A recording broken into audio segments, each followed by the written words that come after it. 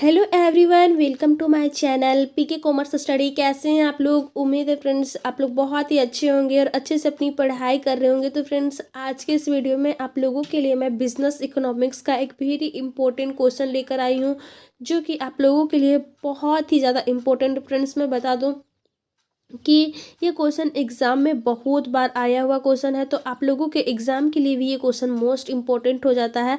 तो आज का क्वेश्चन है व्यावसायिक अर्थशास्त्र क्या है, इसकी अर्थ, परिभाषा एवं क्षेत्र के बारे में बताएं। तो पूरा डीप में आप लोगों को बहुत ही सरल लैंग्वेज में आप लोगों को समझा दूंगी फ्रेंड्स। बहुत ही आसानी से आप लोग समझ जाएंगे कि व्यावसायिक अर्थशास्त्र क्या होता है, इसकी परिभाषाएं क्या है, इसका क्षेत्र कितना बड़ा है। तो वीडियो के लास्ट तक बने रहिएगा, वीडियो को स्किप नहीं कीजिएगा, नहीं तो फिर आप लोगों को समझ में नहीं आएगा। और फ्रेंड्स अगर पहली बार हमारे इस चैनल पर विजिट किए हैं तो सबसे पहले आप हमारे इस चैनल को लाइक करें, सब्सक्राइब करें और बेल बटन पर क्लिक करके ऑल पर क्लिक जरूर कर लें, ताकि जब भी मैं वीडियो अपलोड करूंगी तो इसका नोटिफिकेशन सबसे पहले आप लोगों को मिल जाएगा फ्रेंड्स। क्योंकि फ्रेंड्स इस चैनल पर मैं हमेशा आप लोगों के लिए कॉमर्स से रिलेटेड आप लोगों के जितने भी थ्योरी सब्जेक्ट हैं वे सभी के इम्पोर्टेंट क्वेश्चंस के आंसर इस चैनल के माध्यम से आप लोगों को प्रोवाइड कर देती हूँ, जो कि आप लोगों के लिए एग्ज़ाम में बहुत ही ज़्यादा हेल्प मिलता है। तो चलिए फ्रेंड्स सबसे पहले मैं आप लोगों को बताती हूँ कि व्यावसायिक अर्थशास्त्र क्या होता है। सबसे पहले मैं आप लोगों को इसका बेसिक मीनिंग बता दूं। जैसा कि फ्रेंड्स व्यावसायिक और अर्थशास्त्र ये दोनों जो शब्द बने हैं वो दो शब्दों के मेल से बना हुआ है, व्यावसायिक प्लस अर्थशास्त्र। तो व्यावसायिक का मीनिंग हम लोग जैसे कि समझते हैं, कोई कारोबार, कोई बिजनेस, कोई धंधा हम लोग करते हैं तो उसे हम लोग बिजनेस कहते हैं, यानी कि व्यवसाय कहते हैं। और अर्थशास्त्र यानी कि उस व्यवसाय में कितने हम लोग पूंजी पैसे लगा रहे हैं, कितने वस्तुओं का क्रय विक्रय कर रहे हैं, यानी कि धन से लगाया जाता है इसका आशय। तो व्यावसायिक अर्थशास्त्र इसे ही कहा जाता है। आगे हम लोग समझेंगे इसका शाब्दिक मीनिंग क्या होता है। तो फ्रेंड्स अब हम लोग जानते हैं कि meaning and scope of business economics, यानी कि मीनिंग क्या होता है और इसके स्कोप कितने हैं। तो व्यावसायिक अर्थशास्त्र जो है वो लागू अर्थशास्त्र का एक क्षेत्र है, जो व्यावसायिक उद्यमों और संगठनात्मक संरचनाओं की विविधता एवं श्रम पूंजी और उत्पाद बाजारों के साथ फर्मों के संबंधों में योगदान करने वाले कारकों का विश्लेषण करने के लिए आर्थिक सिद्धांत तथा मात्रात्मक तरीकों का उपयोग करता है। यानी कि यहाँ ये बताया गया फ्रेंड्स कि जो व्यावसायिक अर्थशास्त्र है वो लागू अर्थशास्त्र का एक क्षेत्र है। और अभी मैं आप लोगों को बताई फ्रेंड्स, जो व्यवसाय होता है जिसमें हम लोग किसी कारोबार, कोई धंधे या कोई उद्यम को चलाते हैं उसे हम लोग व्यवसाय कहते हैं। और जो इकोनॉमिक्स यानी कि अर्थशास्त्र होता है उसमें बहुत तरह की चीज़ें आ जाती है, जैसे कि इकोनॉमिक्स के अंतर्गत श्रम हो गया, पूंजी हो गया, पूंजी और उत्पाद बाजारों के साथ में जितने भी चीज़ आते हैं व्यवसाय को चलाने के लिए वे सभी आ जाते हैं इकोनॉमिक्स के अंतर्गत। तो व्यावसायिक अर्थशास्त्र जो होता है पारंपरिक अर्थशास्त्र का एक अभिन्न अंग है, जो वास्तविक व्यावसायिक स्थितियों के आर्थिक अवधारणाओं का विस्तार है। यानी कि जो व्यावसायिक अर्थशास्त्र फ्रेंड्स वो पारंपरिक अर्थशास्त्र का एक अभिन्न अंग है और वास्तविक व्यावसायिक स्थितियों के लिए आर्थिक अवधारणाओं का विस्तार करता है। यानी कि व्यवसाय का जो स्थिति है, किस तरह से बिजनेस चल रहा है, किस तरह से चलाया जा रहा है, कितने रॉ मटेरियल यूज़ किए जा रहे हैं, कितने श्रम का वहाँ पे ज़रूरत है, कितने लोगों की आवश्यकता है, ये सभी स्थितियों को वो विस्तार करता है। और यह भी बताता है कि यह प्रबंधकीय निर्णय लेने यानी कि मैनेजमेंट से रिलेटेड जितने भी डिसीजन होते हैं प्रबंधन द्वारा आगे की योजना बनाने के लिए एक उपकरण के अर्थ में एक अनुप्रयुक्त विज्ञान है। दूसरे शब्दों में व्यावसायिक अर्थशास्त्र का अगर बात करें तो दूसरे शब्दों में यह बताया गया है कि जो व्यावसायिक अर्थशास्त्र है वो प्रबंधन के लिए एक आर्थिक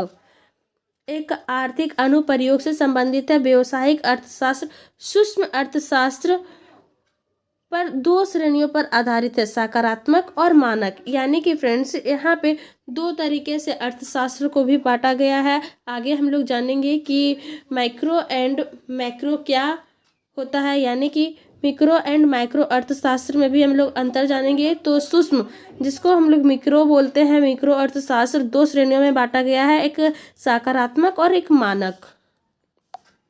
तो व्यवसायिक अर्थशास्त्र जो आता है, व्यवसायिक अर्थशास्त्र आर्थिक मुद्दों और व्यापार संगठन प्रबंधन और रणनीति से संबंधित समस्याओं पर केंद्रित करता है।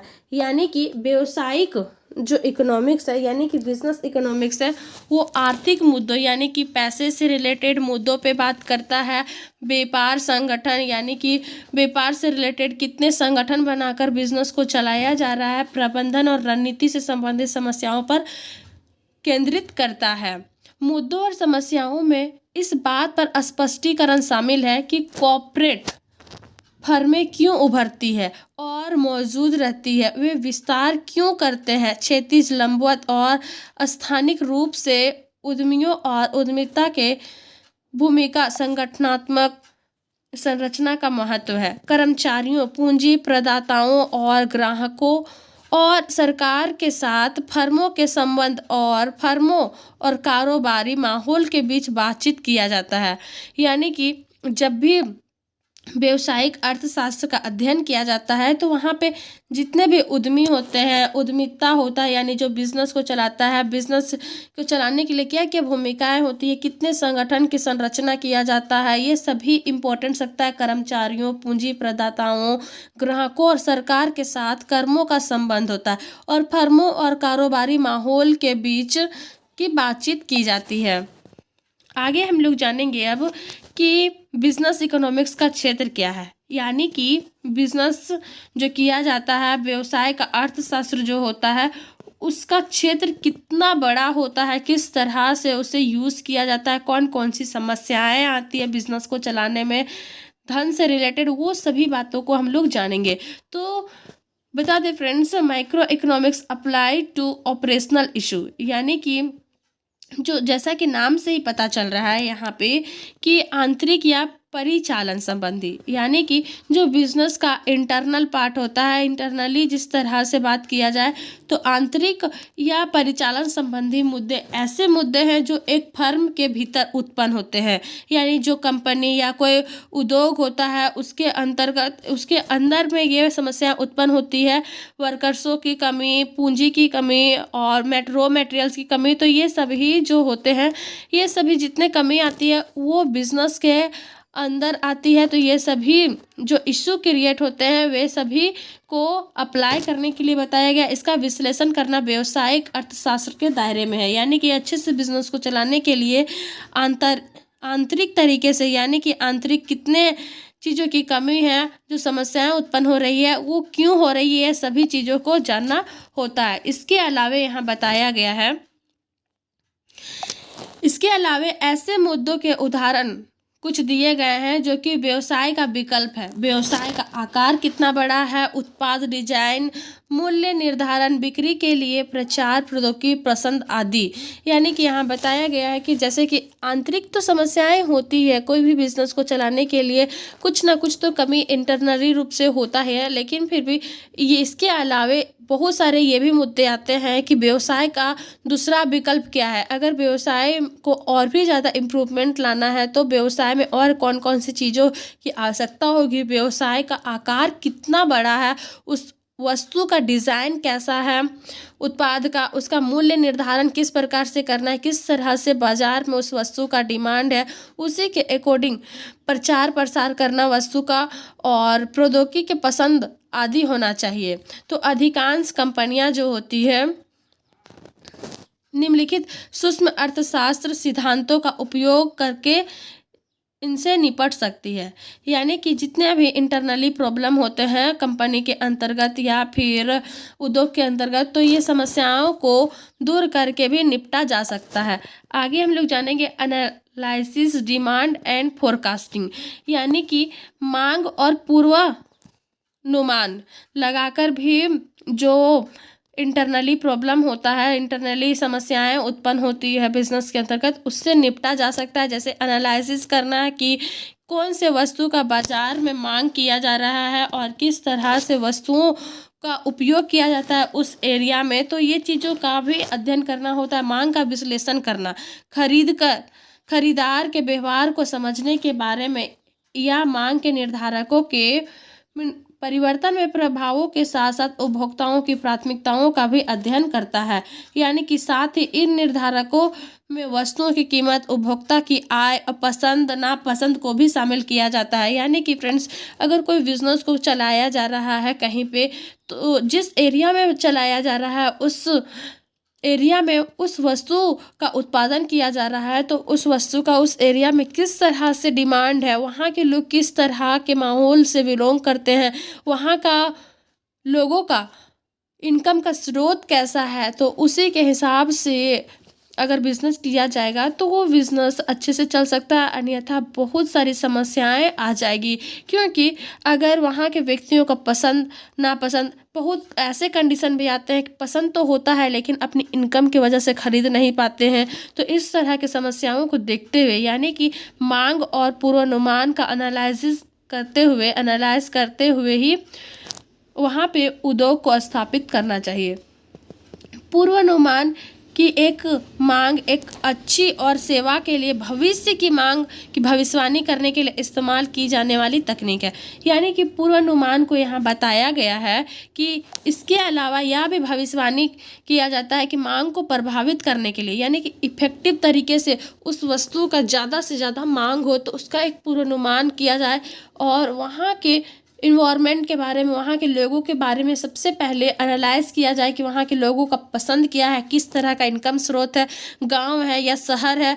तो उस तरह का वहाँ पे जाके पहले उसके बारे में जानकारी प्राप्त करना, उसके बाद ही बिजनेस को स्टार्ट करना चाहिए। फर्मों के लिए महत्वपूर्ण है क्योंकि सटीक भविष्यवाणी उन्हें सही समय पर आवश्यक मात्रा में माल का उत्पादन करने में मदद करती है।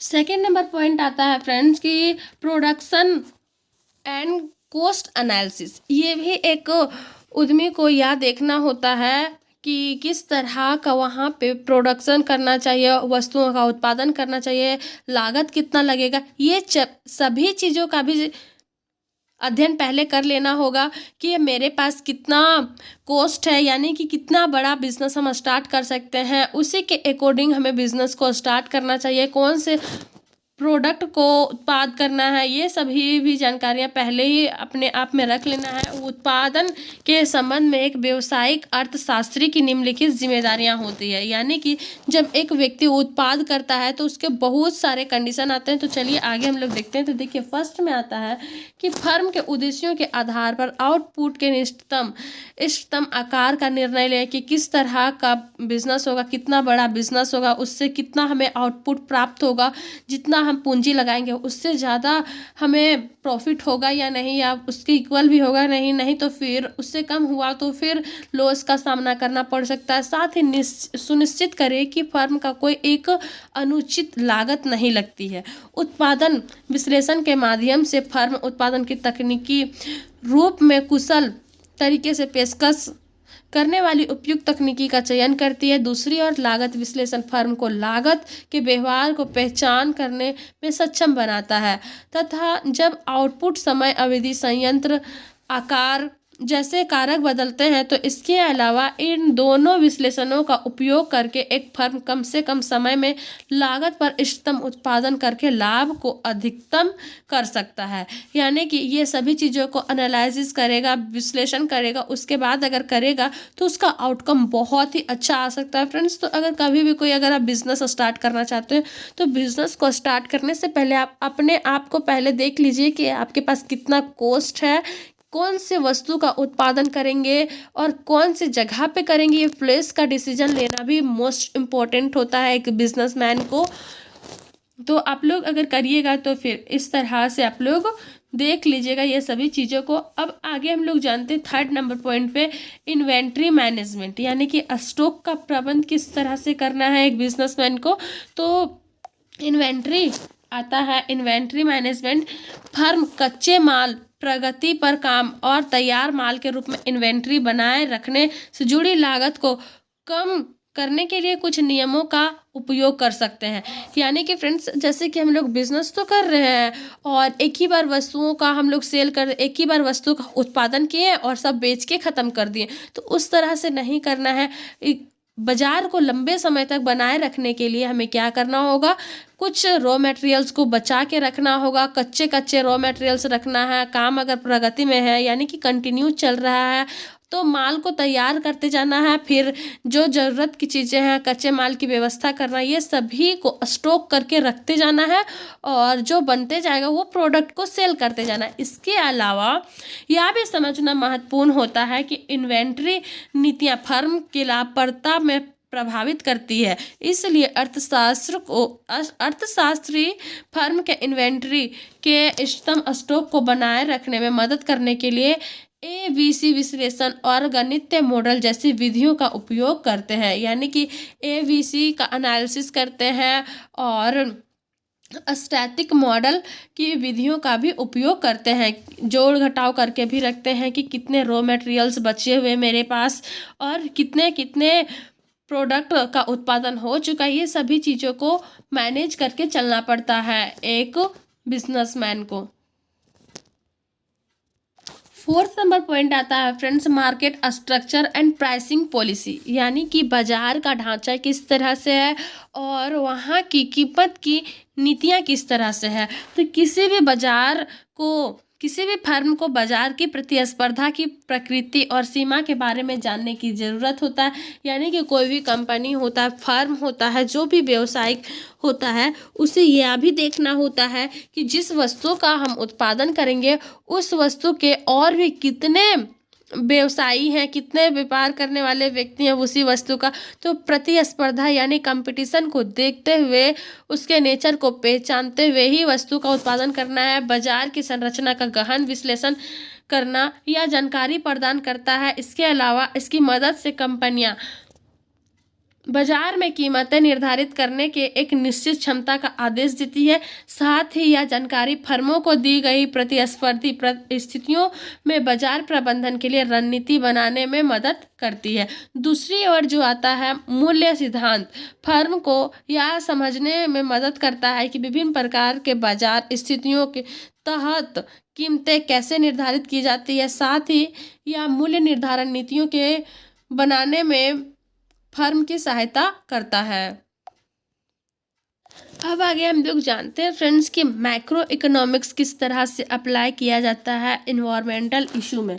तो बड़े पैमाने पे जो बिजनेस किया जाता है ना, बाहरी जो मतलब बिजनेस जब बड़ा होने लगता है तो बिजनेस में किस तरह से बाहरी तत्वों का इफेक्ट पड़ता है बिजनेस के अंतर्गत, तो वो सभी इशू में किस तरह से मैक्रो इकोनॉमिक्स को अप्लाई किया जाता है। तो बाहरी या पर्यावरणीय कारकों का व्यवसाय के प्रदर्शन पर मापने योग्य प्रभाव पड़ता है। प्रमुख व्यापक आर्थिक कारक है, तो बहुत बड़े बड़े कारक है जैसे कि आर्थिक प्रणाली का प्रकार, व्यापार चक्र का चरण, राष्ट्रीय आय, रोजगार, कीमतों, बचत और निवेश में सामान्य रुझान का होना। और 4th नंबर पे आता है सरकार की आर्थिक नीतियाँ, जो सरकार के द्वारा इकोनॉमिक पॉलिसी बनाई जाते हैं वे सभी डिपेंड करता है एंड इफेक्ट डालता है। वित्तीय क्षेत्र और पूंजी बाजार का प्रदर्शन यानी कि फाइनेंशियल एरियाज किस तरह से है और जो पूंजी का बाजार है उसमें किस तरह से प्रदर्शन किया जाता है। सामाजिक आर्थिक संगठन यानी कि सामाजिक में इकोनॉमिक ऑर्गेनाइजेशन किस तरह से काम करता है, सामाजिक और राजनीतिक वातावरण ये भी इम्पोर्टेंस रखता है। तो उम्मीद है फ्रेंड्स आप लोग अच्छे से समझे बिजनेस से इकोनॉमिक्स के अर्थ, परिभाषा एवं उसके क्षेत्र के बारे में। तो आज के लिए इतना ही। वीडियो पसंद है तो वीडियो को लाइक करिए, सब्सक्राइब करिए और अपने फ्रेंड्स के साथ भी शेयर जरूर करें। Thank you.